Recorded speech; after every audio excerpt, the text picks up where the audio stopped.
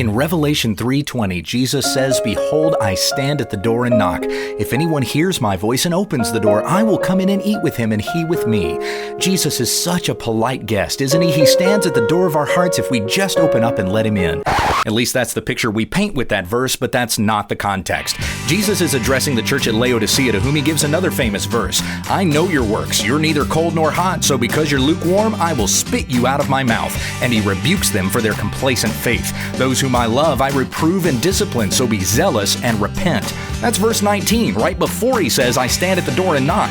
This is not the picture of a guest looking for someone to welcome him into their heart. Jesus Christ is the master of the house. And when the master comes back, because remember, this is the book of Revelation, we're talking about the return of Christ here.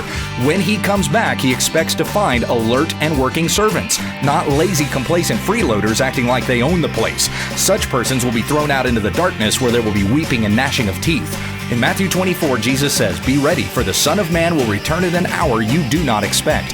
Who then is the faithful and wise servant, whom his master has set over his household to give them their food at the proper time? Blessed is that servant whom his master will find so doing when he comes. And when he comes, it will be as a conquering king, and we will sit with him and all of the faithful at the wedding feast of the Lamb. That's a much more glorious picture than that of a passive Jesus knocking on the door of our hearts when we understand the text.